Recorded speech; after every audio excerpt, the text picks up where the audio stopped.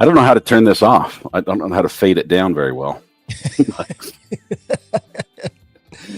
This is hard, Thomas. How do you do it? I can chime in there. You did it just fine. I'm watching it move as you go. Just going to kill it.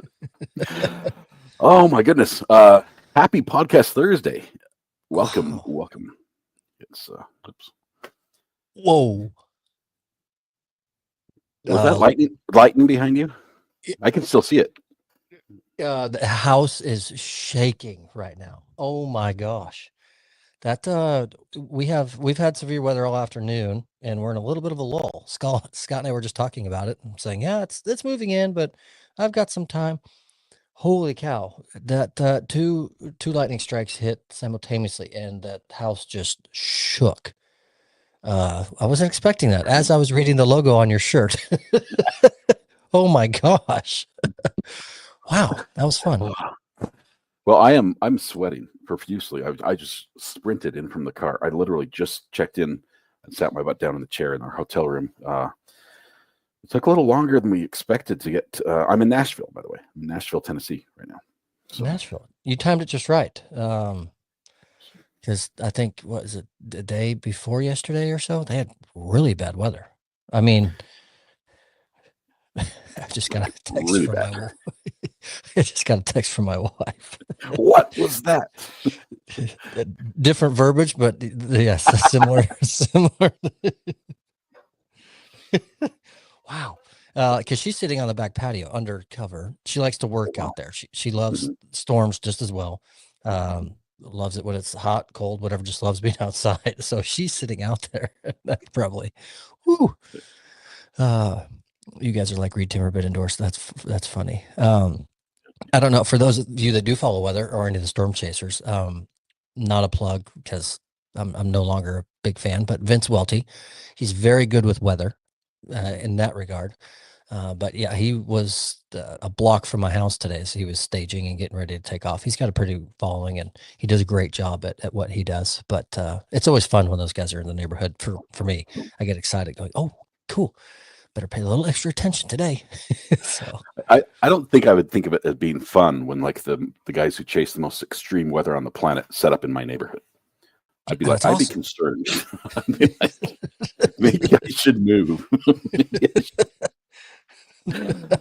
Oh man, no, that's cool though. That's awesome. Do you have any hiccups on your drive at all on the way down? Any traffic stops? Buc-ee's. Okay. Buc-ee's was That's a hiccup. not a hiccup. Well, it was a time hiccup. We stopped and had to take the tour, use the facilities, obviously.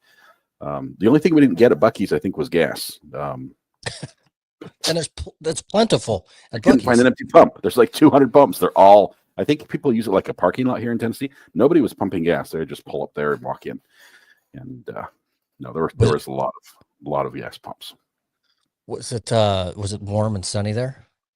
It's beautiful. It's 75 degrees out there. It's been in the mid 70s.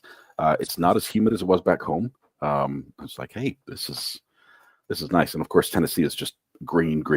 As far as you can see, we like driving through the mountains. It was nice. And that's awesome. The kids were impressed with Buc-ee's. We got a little bit of food. I had one of their big like chopped brisket sandwiches.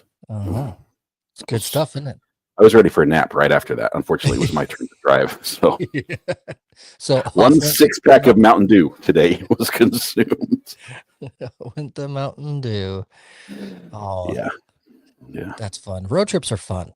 They're more fun with people. I've driven from where I'm in North Texas to Southern California 16 or 18 times, and almost every single time was by myself.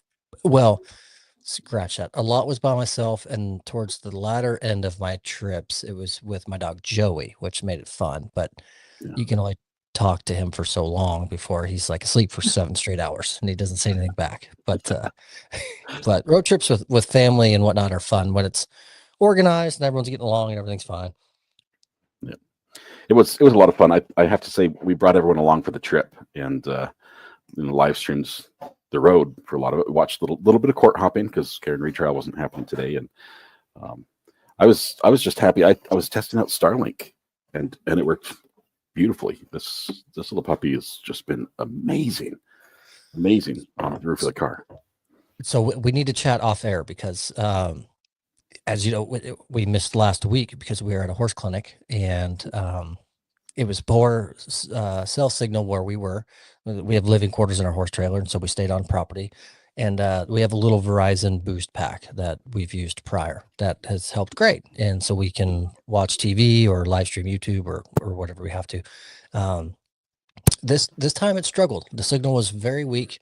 During peak hours, you couldn't load certain apps or do certain things. And so my wife and I were talking about, we're like, okay, we need to do Starlink because if we continue going on, different horse clinics and adventures and things like that, there's a lot of off time, in the horse trailer. For example, where we were at the 4-6's ranch, and they were done with everything by 3:34, right? And so we'd go and we'd wash the horse and put her up and whatnot, and the gates there close at 5 o'clock, so tourists and whatnot can't come in, and a lot of the workers they're taking off, they're leaving, and it's very quiet. So from 4:35ish till we're truly ready for bed, I mean, it's like it's crickets, which it's kind of nice at first, but the living quarters in a horse trailer, it's not a huge RV. It's nice for two of us. But you need a little something going on to entertain yourself, or you just go to bed at 6 o'clock. I mean, those are kind of your options. So it's, of course it's glamping. So anyways, I need to talk to you about the Starlink, because we both said that's something we need to do. I was impressed. This is some of our emergency gear as well, but I got this Jackery. Jackery's awesome. They are so good. I've still got 37% of the battery left. I've been running my laptop and the Starlink, which and charging my phone, and sometimes running the switcher and the Apple TV all at the same time on this for the whole trip, all day long. And it's still got a third of the battery. This will charge up in 2.5 hours tonight and be ready to go tomorrow. It's been amazing that way. Not a sponsor, unfortunately. I wish. They're expensive. That'd be awesome. But yeah, they're between the two of those. I've been really, really impressed. The Starlink needs a view of the sky as soon as you. I mean, it's like an ostrich in the sand. If there's anything in the way, boom, signal's gone. So under a bridge, tree over cover, under canopy of a garage or a gas station, the signal's gone. But if you've got the sky, you're good to go. Yeah, it was really good. So I'm happy. I'm really happy with that. We'll talk offline about it. But awesome. Can you ask if the 6666 Ranch is just like the Yellowstone TV show? I think it is. Is that what it was inspired by? So, yeah. So it's much different. For one, the Yellowstone not being real, the 4-6 is being very real, and their breeding program is incredible in what they do.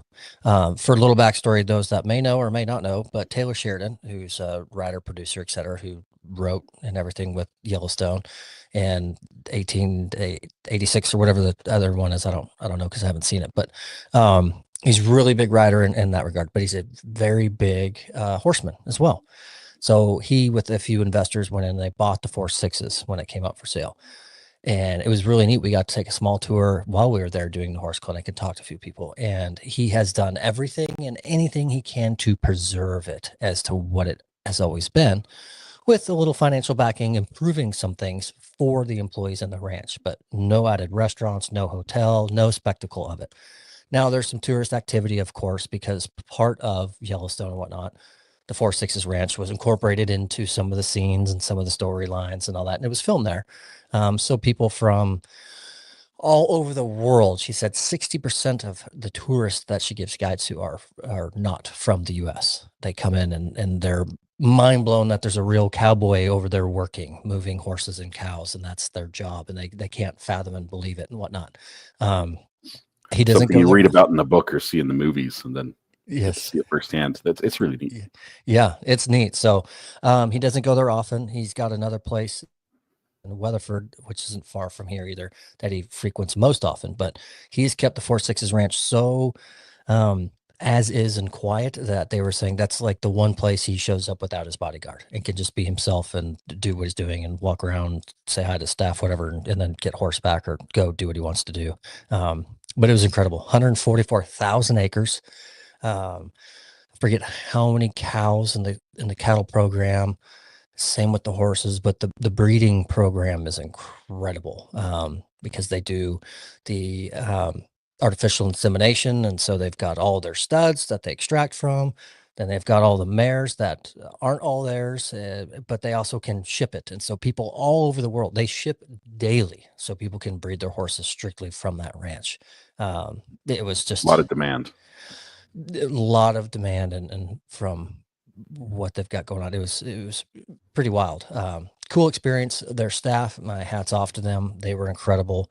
It was a fun experience. They fed us breakfast and lunch, which was awesome because there's 4 little benches around a covered wagon, and the cook who cooks for them when they go day working, when they have to chase cattle and brand and packs and all that, he was there cooking us those meals. So it's, good old giant cast iron pan with some scrambled eggs and another one with some biscuits and another one with some gravy, just right off the fire, slapped it on a bench, and you just get up and slop it on a tin plate and off you go. And everyone sits around in the dirt, chit chatting in the morning, and then off you go. You get horseback and start your day. It's something I will remember for a very long time. So That's awesome. I'm still like toweling off like I'm in a sauna. It's the room is hot. I don't know how to turn on the AC yet. you should jump in the pool. That sounds really cool. I saw a couple posts on Facebook, and that looks really neat. So that's It was. I imagine having never worked on a ranch. I mean, I've lived out in the country before, right? So I mean, I've gathered eggs from chickens and we've raised rabbits. I mean, that's pretty rural for me. Neighbors have had cows. I've seen cows get slaughtered and stuff. So there's a bit of realism, but it's another thing to see, cowboys who, put on boots and buckles and spurs for work instead of just to ride a bull, on an 8-second ride. And, it's a cool way of life, and it's a different way of life, and it's hard. But the horse ranch, that's awesome. So cool. Rabbit ranching is what we did. Yeah. So maybe the 6666 Ranch needs a TV show. Of course, maybe that'll let the secret out, and then it would spoil it. I lost you. You got muted. Can you hear me? I can't hear you. You're muted. Hang on. Your mic got disconnected. Nope. Can't hear you. All right. Well, Thomas works on that. Let me tell you, driving down here was a lot of fun, and I did go a little bit over the speed limit. In Tennessee, people speed differently. I can hear you now. I think I can hear myself. Yeah, it's on my MacBook mic, which we don't want. So I gotta go. Okay. How about now? That sounds great. Sounds perfect. There we go. We're back. Okay. You want to talk about the ranch still? So I was going to catch you off. I didn't know you're. One small fact that I just thought was cool. It's in Guthrie, Texas, very small town, and the only way you can live in a house or any sort of property in Guthrie, Texas, is you either A, have to be employed by the ranch, or B, the school. And to put it in context, the ranch, I don't know how many hundreds of employees it has, but for the school, which is like kindergarten through 12th grade, senior, they had graduation while we were there. And the graduating class of 2025 had 3 people. So that's So not many people there for the school. It's all ranch. Oh, yep. But it's neat. You can't Is just find it a corporate? house for sale. Is the town like just its own, but there's just nothing else to do there, or? Nothing. There is literally the gal was telling us that she said her husband took the lickings today to go to the grocery store, so she got to hang out and be part of the clinic, which she was grateful for, because that's an hour and a half each way to go to the grocery store. Now they have the 4 Sixes in the town, has the supply house, which is a bunch of souvenirs if you wish. And then they have some bread, some turkey meat, some cheese, some sodas, and some water and whatnot. And so Drinking a sandwich. that type of thing, yeah. But for groceries, hour and a half. You either go towards Matthew Harris out to Lubbock, or they shoot down to Abilene. But I mean, it's an all-day adventure when you go to the grocery store. So how many people are in the town? I mean, is it a couple thousand people, or no 100? Much? Oh, I Much just You're still here. I'm having issues. There we go. Camera back. No, I believe it's a couple hundred. Let me. Okay. So my idea of starting the Little Caesars down there is probably not going to be the cash cow that I thought it was. No, because the population, granted, this is in 2023, is 141. So, So it's going to have to eat a lot of pizzas. yes, yeah. So, Oh, that's cool. That is awesome. But it's neat. Just a lot of history. It's I'll stop now because I could go on for hours and hours, and it's not everyone's cup of tea. But it was eye-opening experience for me. We're hoping to go back in a few months for another clinic. My wife was a participant and a rider in the clinic. I was what they call an auditor. So you're very much involved. You give feedback, you voice opinions, you talk with the instructors and the other riders, but on the sideline all week. So we're hoping maybe September, I think, is their next clinic they're doing in the fall, that my wife and I go back both as riders. So since we've talked about this, my feed sometimes gets cutting horse stuff added to it, and some of the still pictures of a horse, a working horse with the rider's on there just sitting like limp arms, hand on the pommel. He's just there for the show, right? I'm sure there's more to it than that, but the horse is doing all the work, and they're crouched like a border collie, almost seated on the ground, so low, ready to pounce. And it's just amazing to see a horse acting the way I would expect a very energetic puppy to act, trying to chase a ball, but with a cow. So yes. If you haven't seen cutting horses at work, it is incredible. The skill they have, both the rider working together with the horse, just amazing. Phenomenal. The instructor, for those of you that are interested in this type of thing, if you want to Google it, his name is Joe Leathers. Don't be mistaken by Google with the country singer that pops up when you're out there, but just type in Joe Leathers, the 4-6s ranch, and you'll get a whole history on his background and what he does. But he would switch out a horse in the morning and afternoon of each day. And when it was time for him to give an example of this is, the drill and whatnot, I want you guys to do in here. And so he'll kind of run through it. It was the most mind-blowing thing to watch. And when he was done doing it, look, it was like autopilot, right? But he'd stop and he'd say, well, as you can tell, this 2-year-old little colt, it's not finished or broke yet. Can't really do what I'm trying to explain for you guys to do, but you get the gist of what, and we're all looking at him thinking, he did exactly what we thought everything was going. And so he's on 2 different horses every day that aren't finished, aren't broke. They're not good working horses to their standard. Unbelievably talented. And he's not a spring chicken himself. I mean, he's great experience, but you would think a little bit to his age would be a little bit tougher to be on that horse and moving with the movements it's doing. No, it was just like peanut butter and jelly. It was so impressive, very humbling. Going, I can ride a horse. No, I can't. No, I can't. It's a different level. It's one thing to be able to bounce along and steer it. It's another thing to get the horse to, jump through hoops, chasing cows, single out a single one. It's amazing. It's incredible. I think that probably the 2 highest paying areas for showing horses has got to be cutting and bronc riding. Those are going to be the 2 where this cash money companies are putting up a whole bunch of sponsorship dollars to get their name on the gate and in the arena where that work's being done. So. Yes, 100%. Red asked, did you trailer with your horse? I missed that. We did. We bought a new trailer just this year, actually. So we've stayed in it a couple times just to get the feel for what it's like and things we would need, and how the pumps and everything, the heater, blah blah, all that type of stuff works. But this was our first trip actually trailering the horse, and this was the longest trip for this horse since we've owned her to be trailered. And she did phenomenal. Her name's Juice. She's a 6-year-old mare. Just did awesome. She got accolades from the instructor while we're there. So my wife was like, just tickled to death.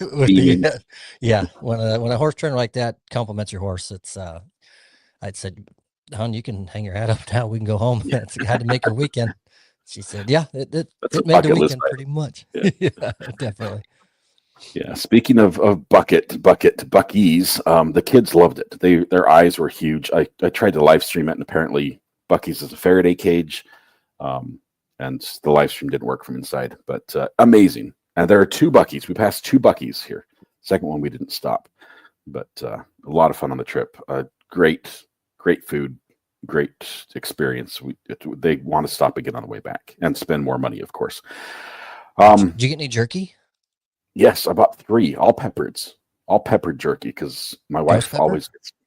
No, I didn't, because It's the best. I just did. I'll get it on the way back. I'll get the ghost Okay. pepper on the way back. I'll try it. Perfect. But my wife likes to steal a piece now and then. And the peppered one, she's like, "Oh, this is hot. This is hot." I'm like, "Well, no, it's just seasoned." It's all. So I'll try a ghost pepper on the way back. But we were trying to go fast to get here and not get tickets. And so North Carolina, I sort of know, I get the feel for what you can get away with and what you can't, because that's my home state. Yeah. And Virginia, speed limit. Do not speed there. That's the only place we saw speed traps. We get to Tennessee and people are like cutting people off and weaving through traffic. It looks like the scene from what is it? Cars, where those little racer cars are zipping around through traffic and zoom. It's like, what is in the water down here, guys? Take it slow. We're all going to get there at roughly about the same time. You getting there 10 seconds later is not going to fix anything. Nope. So anyway, so we survived. We sat through a lot of traffic, but going fast and getting speeding tickets was something we did not want to avoid. But we have one story this podcast about just that, about repeat speeder offenses. And by the show of hands, how many of you have ever got a speeding ticket from a traffic camera, like a radar camera? Oh. I hate these things. I think it's not fair. This is my objection for traffic cameras. You should have to have somebody catch me. Like I deserve a sporting chance at getting away with it, right? Like if I do have to speed, or I do speed a little bit, I should be able to. You should have to catch me at it. And just setting up a camera to catch everybody who goes over is not fair. This particular offender, I believe it's an offender. Why did I click there? No. Go back. One of my favorites, as it turns out. Particular offender from Switzerland. Caught on a Swiss speed camera as a repeat offender, appears to be a guy, like a male, clearly a male, I would say. 100%. And this is probably something that goes with the gender. But this young quack was I don't know. He's a mallard. It's a duck. It's a duck that's flying in front of the traffic camera and setting off the speed sensor from the radar. And it's been clocked in at 52 kilometers per hour in a 30-kilometer zone. So big ticket. 22 kilometers over the speed limit. And he likes the route. And I can't tell, but it looks like he's given us the middle feather in the picture. It looks like his wingtips, the middle part's a little bit longer than the rest. That's just a flight feather. Come on. Yes. This duck has a bit of an attitude. It's sort of funny that you're looking through the tickets for the last day to mail them out to people, and then you've got this duck. Let me see if I can show you the duck. For those for reference, the headline is "Case Quacked: Flying Duck Caught by Swiss Speeding Camera," which I love. If this picture does populate, many know I feed the ducks in front of our house here. They all show up for dinner, and they're a bunch of mallards, male and female. And when they're done, they take off and they fly down the street just like this at very high pace when they take off. And if there's any cars coming, they go all around. So this picture I could see how this would happen if we had a speeding camera in our neighborhood. They'd all be clocked at speeding for sure. It's so cool. I love it. No word if they're trying to pursue or actually catch the duck, but there you go. Speeding ducks in Switzerland. One more thing to watch out for: the duck doesn't give a duck. He doesn't. Sure. He doesn't. He's got no more ducks to give. But I love it. I love the ducks. They're fun. I ran into a lady down the street the other day. We were at the hardware store, just up the way. I was getting some lawn stuff, and I said, "Hey, thought I recognized your license plate. And you sitting out here." She has got a pink license plate. It says LD space bug for ladybug. So I said, I thought I'd run into you here. And she had her cart full. And she goes, "Yeah, it's picking up 60 pounds of more corn since you invited all the ducks to the neighborhood. When you're done feeding them, they end up down in my yard. And so I have to feed them." So you handle dinner, she does breakfast. Is that how it goes? Yeah. Go So she's back like, and forth. "Now I got a big duck tab worth of food because they're always out in our front yard." So Pretty soon the ducks are going to be too fat to fly. I know this because I feed the birds in my yard way too much, and they're getting fat. I know they're getting too fat to fly because Kiki is getting well fed, and we have a lot of feathers in the yard now, a ton.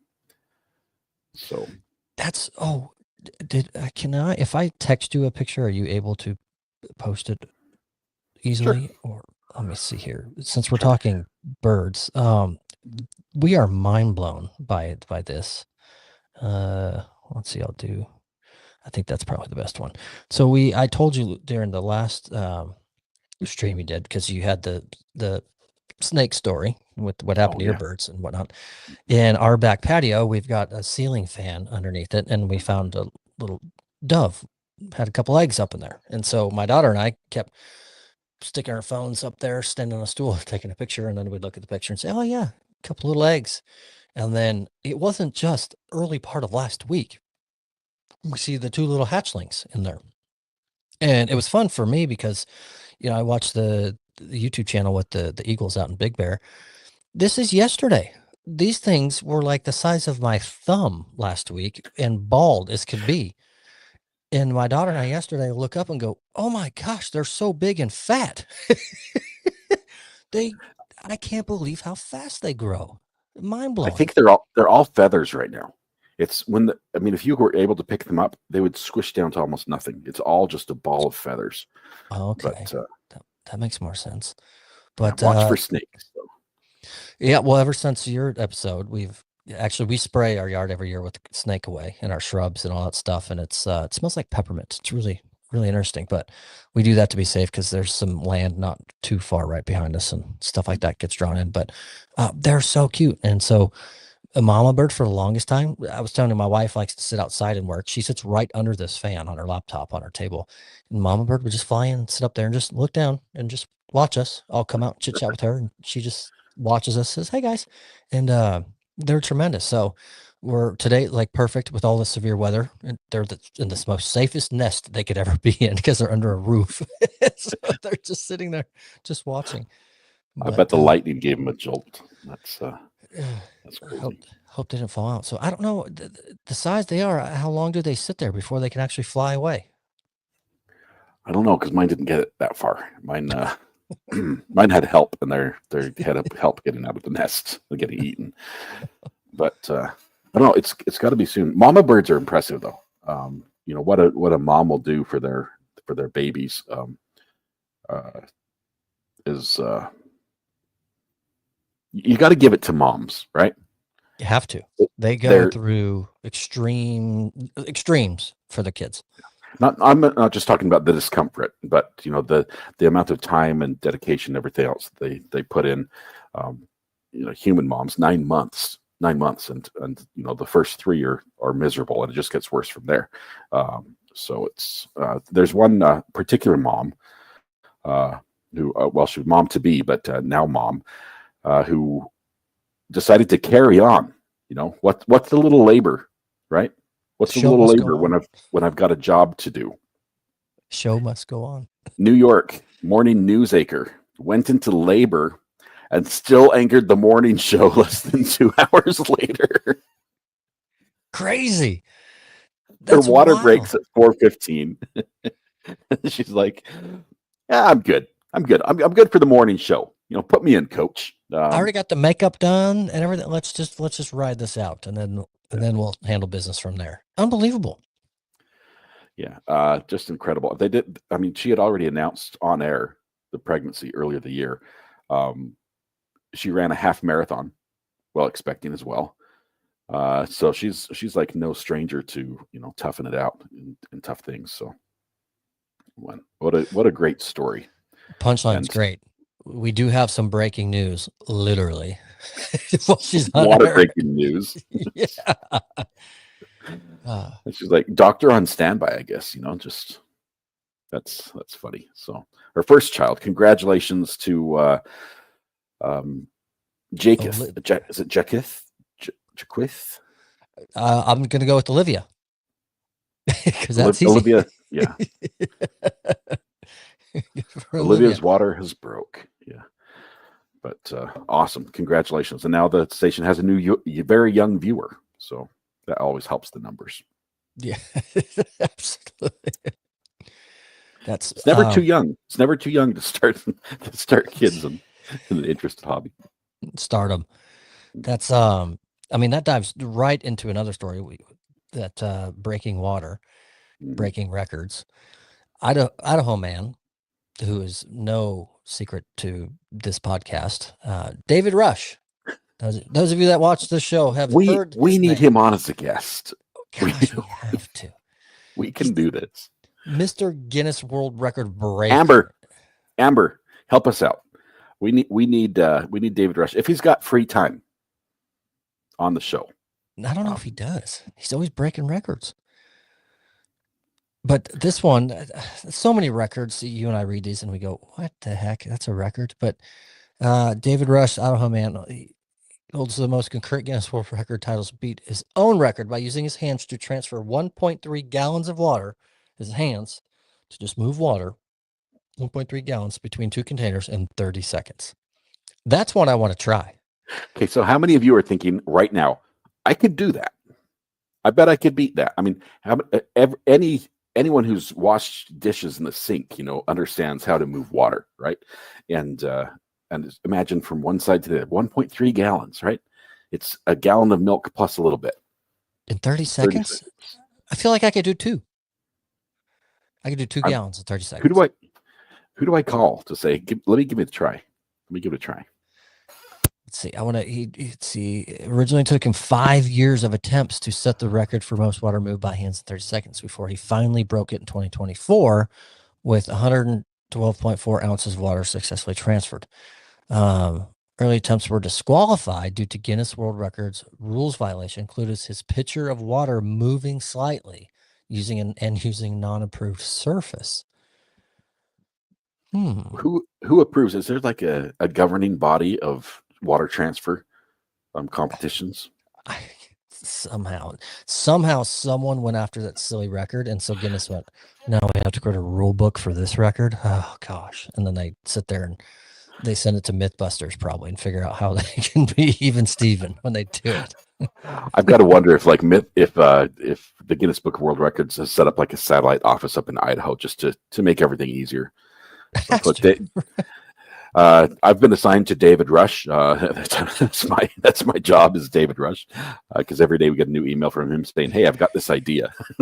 Yeah, him and the Dude Perfect guys. They have their own for sure. Between the two of them, they should have their own book, their own record book. Yeah. Oh wow, they should have David Rush on a show and see if he could break one of their little sporting silly world records. That would be a big hit for those that watch it. But all right, I'm going to send a letter into Dude Perfect. Maybe give him some help. But, wow. It seems like something that anyone could have a shot at, right?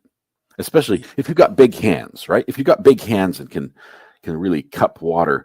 I guess the trick is to hold more water and scoop it and move it fast, right? Sort of you're throwing it, so not so much as carrying it and then letting it spill. You're sort of throwing it from one side to the other. That would be my technique anyway. Yeah, there's a video in this. Let's see. Of him doing it. I don't think we can show that one. No, so it's literally a giant plastic tub, and he's just scooping and throwing into a smaller, stable pitcher that's got something a million every pieces single of tape on it. 5-year-old kid has done 1 billion times. Yes, and that's all he's doing. He's just doing a steady scoop and throw motion. That's it. So he's got an assistant that just keeps pouring water in his container, so the water level stays at the very top, so he doesn't have to go too far down. This is I'm trying this with my wife's help and seeing I got to look at the rules, make sure it's a If proper surface. if we get him on the show, I'd like to beat this record in front of him. Is that would that be rude to Nothing like invite him on and honoring be a like, look, guest. David, I realize you've got some pretty impressive stats to your name. You've got a whole row of plaques, but this one, I got you. I got you on this. I think he'd say challenge accepted. He probably knows it's a lot harder than I think it is. Yeah, I mean, if he said it years ago and then lost several years trying to break it, they just gave him his award and he's just kind of smirks. He doesn't even care that he has another one. To be fair, though, it's not like he was sitting around scooping water for several years to get to this point. He broke like 15 world records on other things during that time. That's a good point. And, he had some dead air, so he said, "Oh, I'm going to do the water scooping one here for a minute." Yeah. That's just low hanging fruit. He's probably can break it again. You know, he's like, I could do a gallon and a half easy, 30 seconds. Yeah, he paced himself on this one. Yeah, pacing's important. Yes, helps for races at least. Speaking of races and pacing, you've done a little bit of exercise, a little bit of running, and I've done a little back in the day as well. It's a little bit further back than your experience, but the race I really enjoy is a 5K, because that's a race where you can train for it pretty easily. It doesn't take like a whole lifestyle change to run a 5K. You can run it 2 miles, right? Yeah, you give it your all, and you don't end up requiring medical attention at the end, right? Like some of the marathons and things like that. But it's still it's substantial. It's a nice win. Finding a good race, one that fits you perfectly, is key, I think. Because I would agree. If you don't want too many hills, right? You don't want too much bugs and things like that. The surface you run on is important, and the clothes you wear, believe it or not, make a big difference in the race. Huge. Especially if you don't wear any. That's streamlined. Yes. South Carolina. Registration is open right now. Right now. Like literally, you can still apply for a clothing optional 5K race. Pretty much people just show up in their socks and shoes. And I don't know if maybe it's just incentive to run faster. Because people are going to see you and you want the embarrassment. But reading through the article, it doesn't sound like it's a sprint by any means. They're like, come join us. It's an all-day event. It's an all-day event. It sounds like you lazily walk. It's a nudist walk is what it is, I think. And this year, instead of just being a 5K, they're going to go to 7.3K in honor of the event founder, who died at the age of 73 back in 2017. So you get to run a 5K naked. And the winner, I think, I don't know, they win something. Probably a shirt or a robe or towel or something. I don't know what the prize is for the winner, but it's a see-through towel, a bathrobe, see-through bathrobe. I mean, I guess it would be. I'm trying to think of what the benefit would be. You could always encourage people on the race. It's like, hey, I noticed you're getting a little chafed. You might hear some tips. Greeners, instead of winning by a nose. Yes. I participated in one of these once as a cameraman. But ours was not the nudist run. I was like, whoa, what? ours, I know it sounds bad. I was the cameraman on the nearly naked mile, which is run on 11/11 at 11 p.m. So yes, that's November 11th at 11 p.m. So nighttime. Freezing. In the winter, and you run it in your underwear. What's the purpose or cause or premise for? It's actually a fundraiser. It's like a clothing drive for the homeless, and so you show up wearing a whole bunch of clothes. You donate all the clothes. You run the race. They give you a shirt, and then you zip home. That's the idea. So you donate all the clothes off your back, and then go for a run, and then get a T-shirt to cover up in your vehicle when you head home and you're not around anybody. Yeah. Got it. So, Okay. but South Carolina's going all out. That's I Rescue Dogs says they have a naked bike ride in Milwaukee. That sounds uncomfortable. That's all I could put words to. That sounds uncomfortable. I can't. Gee, man, at Christmas, I know they happen all over the place, and this isn't some new thing, but I still can't wrap my head around it and could ever participate. 161 people have signed up right now, and there's some more slots available. So the race isn't run until June 14th. You got some time to prep. I don't know what training you do for a naked. Is it just like how quick can I get ready for a shower thing, or is it just actual running that you need to do? I'm not sure. I would just have to put myself in as many embarrassing situations as possible to get used to something like that to prepare. But I don't know. You're a neighbor to South Carolina, and you'll be back from Nashville by that time. And there's open slot. Let's see. I think I'm busy. I just checked my calendar. Yep, something's happening that week. June 14th. I'm sure something's going to happen that week. So I'm out, unfortunately.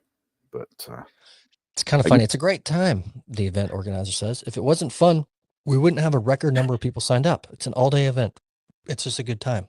I think it's kind of funny when you look at 5Ks and half marathons and marathons. 161 people is not many people at all. That also, that's record numbers. That kind of tells me a little bit of something there. But to each their own. Yep. So if you go, don't send pictures. Just tell us about it. It's fine. It's fine. We'll take your word for it. Oh my goodness. I'm gonna bunny hop one because I kind of like this. Speaking of pictures, because this article has a picture with an employee that looks like a certain someone, and again, everyone can kind of cast a stone at me for this one. Never watched Star Wars, never seen it, never watched one of them. Everyone hates me for it. I know the premise. I've seen many clips, many references, so I understand how it works. But this one is kind of wild to me. Back to Star Wars. There's the infamous Darth Vader. So an employee continuously compared to Darth Vader by their employer wins $40K in compensation because it was insulting.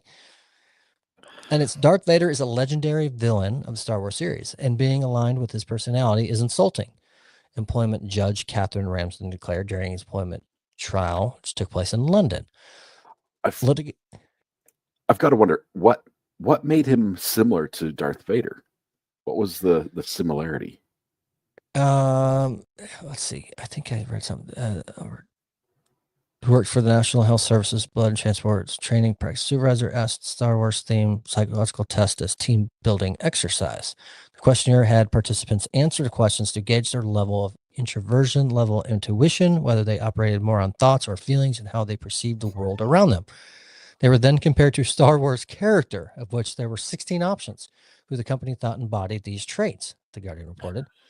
While depicted in the films as planet-destroying Sith Lord, Darth Vader was described in the quiz as very focused individual who could accelerate team synergy.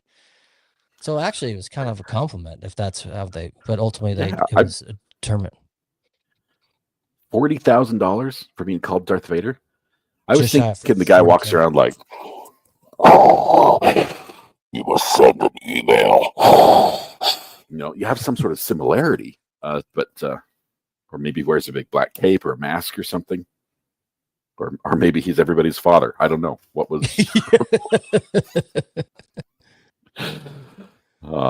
that's who's your daddy? There's a side note here. This turns a little bit more adult. It says this isn't the first time an employee has been compensated over an unusual seeming complaint. In 2022, a Frenchman who was fired for being too boring was vindicated after court ruled that his former company's definition of company fun, involved excessive alcohol assumption and simulated sex acts. Wow. What company is that? Goodness gracious. Whoa. You call someone boring because that's not their cup of tea while they're trying to make a living? No wonder he won. Wow. Yeah, he Jeez. probably made more than 40,000 for that. I'm thinking Darth Vader reference doesn't seem to be as malicious as that. But It doesn't seem worth 40K either. But hey, that's I I gotta don't know. find out how much this compensation was for the other one. I'm trying to Oh, think about things. If you've ever worked at a company where something went down like this, like there's obviously the work affairs are terrible, and it tears apart. I've seen it in several companies I worked at. People having affairs, and it breaks up families and everything else. But sometimes there's a lot of I don't know. There's some pretty juicy stuff, some pretty juicy gossip that goes around in some of these companies. I'm thinking back. I don't want to share any of it because I'll probably get in trouble by the people who don't want the secret out. I worked for one in the corporate world. This is many, many years ago, and they had a very much so work hard, party hard motto was how they operated. And if you weren't one of you could work extremely hard, but if you did not party hard as well, you were now kind of on the outside, and you would miss out on promotions and whatnot because you weren't at the Friday, Saturday, Thursday, Tuesday night parties that were always happening with whomever. So work as hard as you want, but if you don't party just as hard, you're not getting promotion. You're not in the in crowd. And super big company too. 240 some odd offices nationwide. The owner owns an NFL team, so it's a big company. Big, But big. I didn't fit well with that, Yeah. so it I'm wasn't my cup of I'm tea. I'm more of like the every Friday bring chips and salsa type spice at work level. That's what I'm good with. Spicy. Yeah, we'll get you some regret. You'll regret it tomorrow what happens, but it's nothing that we'll break up a marriage over. But No, nothing a little Pepto can't fix. yeah, it's good fun. Speaking of breaking up a marriage, before it even began, I know this. I think this is probably better to be your story because it's weather related, and you know when you go to seal the deal, right? When you're saying your vows, it's a serious occasion. A lot of people like to commemorate it with pictures, with photos. Obviously, you want people who are special to you and your spouse, your significant other, in there to be able to watch, participate, and celebrate with you. This couple did it differently a little bit. I don't know how you could plan this. It was if I could do mine all over again and somehow could incorporate this, it's what I do. And the tagline, which is fantastic, is "Till nearly tore them apart." Because let's see, I love this line as well. During the nuptials, let's see, the thrill of head spinning courtship goes flying out the window, along with everything nailed to the ground, because the Indiana couple getting married had a tornado rip through their wedding site, which was insane. Insane. But guess, which hats off to these guests. There's a guy taking a video of the tornado approaching while his friend is taking a picture of him taking said video of tornado while it's occurring. So hard stop on the nuptials, on the wedding, take shelter, get down, and it ripped through everything. But it petered out shortly after reaching the venue, and so there was no injuries. No one was obviously no injuries, no fatalities, nothing like that. But the footage and everything, it gained over 6 million views on TikTok because it was authentic, and it completely just disrupted someone's wedding. And I would love to meet these people and interview. So it looks like it didn't ruin the day for them because they seem to be embracing it, right? It's amazing. Like she's complete. Her dress is ruined, right? There's no after. It's destroyed at this point. But when Mother Nature throws you a curveball, run with it, or in this case, run to the cellar and then come back out and celebrate after it's gone. So yeah. And the new fad without the high heel dress shoes and all that stuff, that now people are doing the tennis shoes with dresses and all that type of thing. It worked out, so she could run through the rain on the street and not slip, not take one down. But the best kind of wedding crasher there. Isn't it is that like an old wives' tale though? Like if it rains on your wedding day, it's good luck. Is that a thing? I feel like I heard that. I've heard a lot of advice regarding weddings, but I haven't heard a lot of the old wives' tales that way. I being the cameraman, having filmed a lot of weddings, some of the weddings you go to, the bride and groom say, "We'd like you to go get advice from guests for the couple," and I've got some crazy advice, and the kids are like, "Oh, buy a fast car, or make sure you she lets you play Xbox all you want." You get all these weird things, weird advice. The ones you want to be careful from are their grandparents. Some of the grandparents can give you some of the dirtiest advice you've ever heard come out of anyone's mouth. And I'm like, I cannot put that in the video. Yeah. My wife helps me edit these. It's like, you can't say that. Oh, but yeah, weddings. It is Gotta cool. love them. Gotta love them. And to top it off, miraculously, the water damaged yet salvageable photo album from their November 2023 wedding was recovered by Good Samaritans who live 2 miles away. I never expected to find anything we lost. And seeing how far away was equally amazing. So wild. So, I mean, why couldn't that have been my wedding? I don't get it. But I think Mrs. Weatherwatch doesn't watch the show, so I think she would have some words to say about that. But I don't think it would be her ideal wedding. But no, probably not. But good luck on a wedding day. That's pretty cool. But speaking of rainy weather and all that good stuff, what do you? I know the kiddos are at the hotel pool. Do you get to go join them for a little bit, or do you hang tight? You talk about that that 5K. If my swimsuit is here, I get to go join them. If I did not get my swimsuit packed, then I will watch from the side of the pool. So I'm going to go rifle through the bags and see if Mrs. RA bailed me out and packed it for me, because I didn't pack a stitch of clothing myself. I was all electronics. I feel like Mrs. RA got you, and I think chat would agree. She's got you. Everyone's got faith. Just got to find that Speedo, and we'll be good. Greeners. That's a terrible image. No.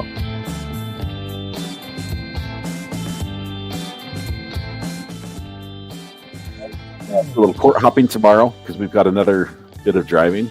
Tennessee is not our final destination. Ooh.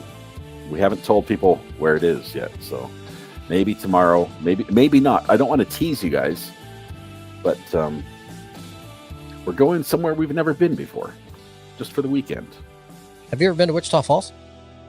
No, I haven't. I should. Maybe we could change plans. I think it's. Oh, that wasn't your plan? I thought that was your plan. Oh, okay. no. Just pop in and announce, Thomas, we're here. Hello. Just teasing the community. Well, safe travels. Enjoy the night at the hotel. It's been a long travel day. Busy. If you get out to the pool, awesome. Hotel evenings are, for me, I love them. They're always kind of fun. It's neat being on the road, but knowing you're right there. And then as you continue your trip tomorrow to wherever your final destination may be, safe travels. Have fun. Enjoy it. Soak in the sights. It's gonna be awesome. I love spending time with my family. I love driving. Really, it's a lot of fun for me because it's always a race. But so far, no tickets, which is good. Appreciate it, Thomas. Thanks for putting the show together today. As always, good luck with your doves on the back porch. Tell the missus hello, and have yourselves a good night. We'll see you tomorrow morning. Sounds good. Good night, everyone. See ya.